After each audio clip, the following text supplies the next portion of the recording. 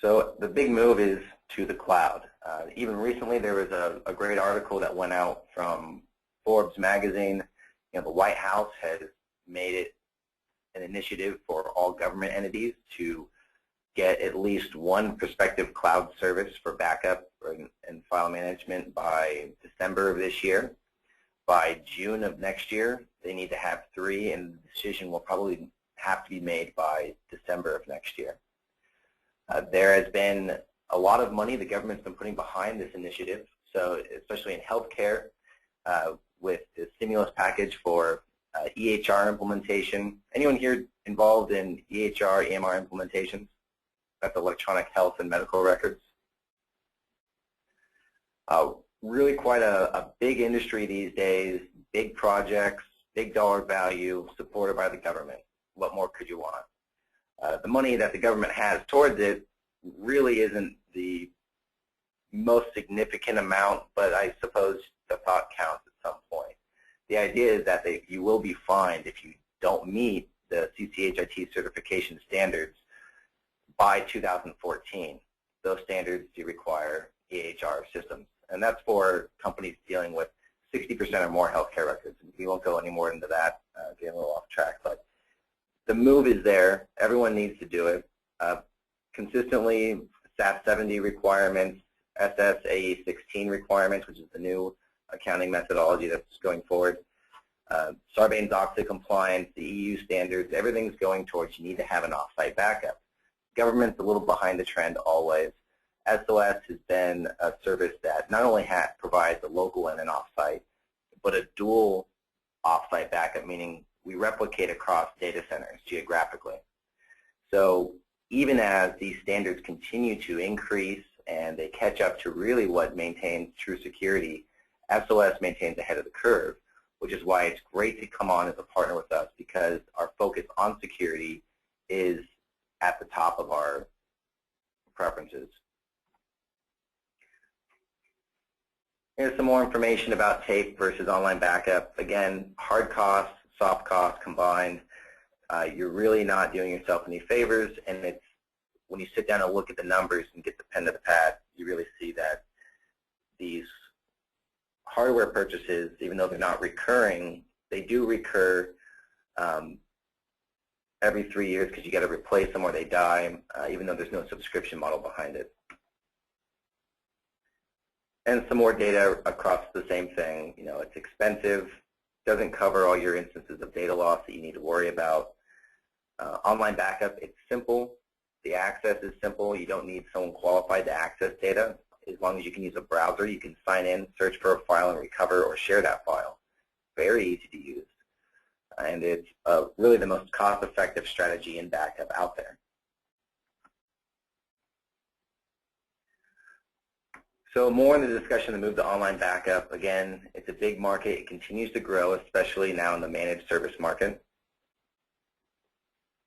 And we've talked about a backup solution and different backup strategies. What is a backup solution? A backup solution really is about system state or a combination of multiple strategies in backup. That includes bare metal recovery, disaster recovery, and or system state. Local strategies, which is often what we just discussed, off-site strategies, file and folder. So there are different strategies in where you're storing data and how you can recover data. So it's a combination of these that really gives you a true solution. And those of you familiar with more formal project management, when you put together a risk registry, you have really a whole list of different things you have to worry about. Anyone here certified PMP or looking into that?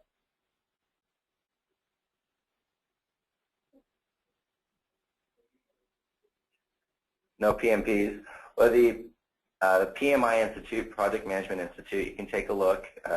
They have a book which is kind of the 101 of project management. It's called the PMBOK, or Project Management Book of Knowledge.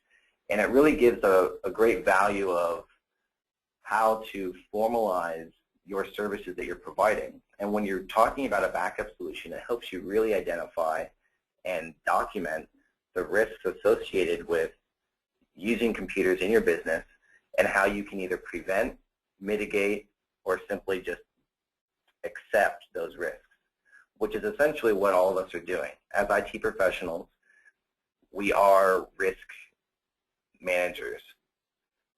When something breaks, you go in and fix it. With the managed service market emerging, we go into not only becoming risk managers, but now we are, again, asset to productivity. A good question from Sean. I'm going to get to that in a little bit. So when you're going through what you need to do for a backup solution, it's important that everyone understands these things. That's why there's such a huge hole at the user level, is because it's not often that people formalize their risk management. There was another article that came out with TechCrunch, as well as I think Wired, that went into, and the Harvard Review, that went into risk management and the cost of improper or inefficient or ineffective risk management in business. Risk management is one of those things where it's essentially under your control. If the market is up and down, that's fine. That's not something that you can really deal with. But when it comes to mitigating and preventing your own risks, that's something that's very much under your control. And it's the improper management of such risks that leads to a lot of businesses going under, whether it's losing a server, losing a hard drive, not having a proper plan in case there's a misstep in manufacturing. Regardless of the industry, risk management is a very vital point of keeping your business in line. And as IT service providers, that's something that we can certainly provide and make known as something that's important to deal with. Just briefly to go over, a study done by HP and SCORE collectively came up with these instances of data loss over 15 years of surveying small businesses. These are stats of magnitude. So 40% of all the damages they incurred were due to hardware failure. 29% of all the damages they recorded were due to human error.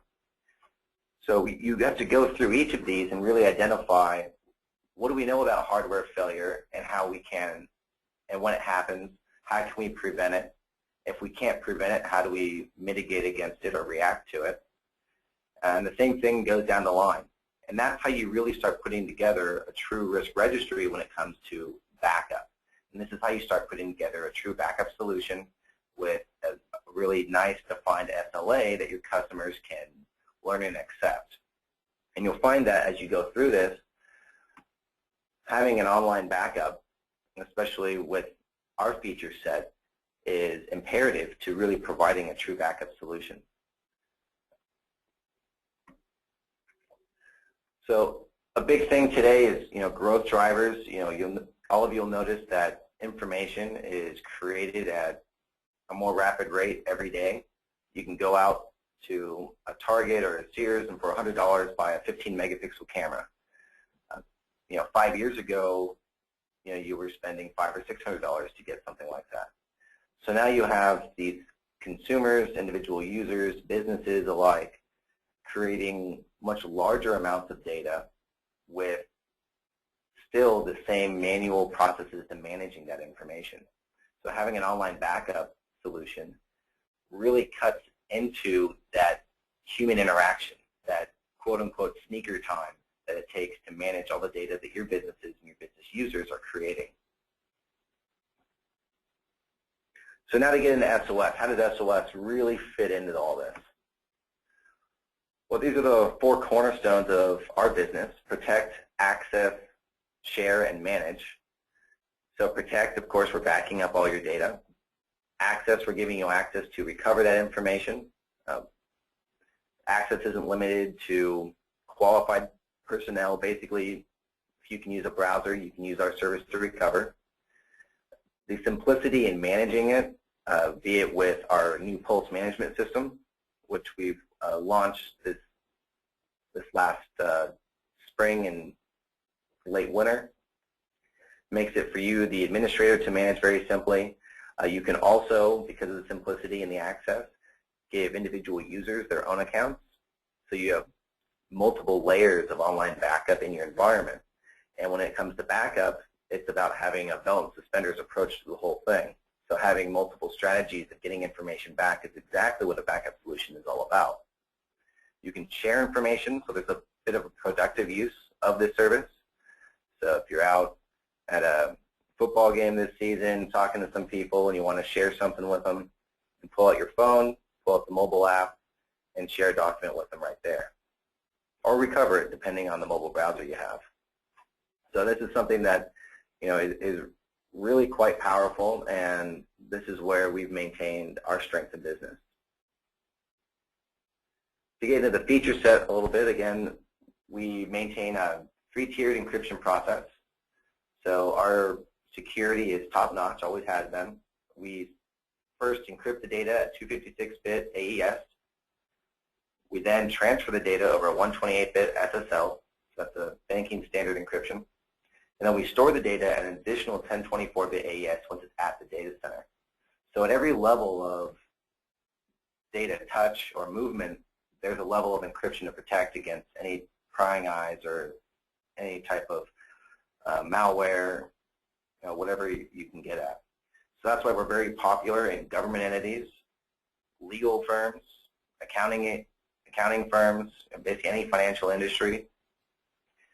Any industry that requires high security standards is really our bread and butter in the small and medium business market. We have a great success rate with our partners who do strategic vertical campaigns. So putting against a campaign towards your law firms, your accounting firms is really terrific. A good question here, I'll stop for a minute. We've never had a breach of security. We've never lost a customer's data. We've never even had a data center go offline. So even in 2009, there was that hurricane in Houston that put through an evacuation order in the entire city. One of our data centers is in Houston, and it was really kind of a let's sit and wait type of situation to see if the data center was going to stay online or not. And it did. Everything was fine. So we select our data center very carefully with security, of course, at the utmost importance. And it came through in that instance. To continue with how we back up, once we encrypt at the first data center,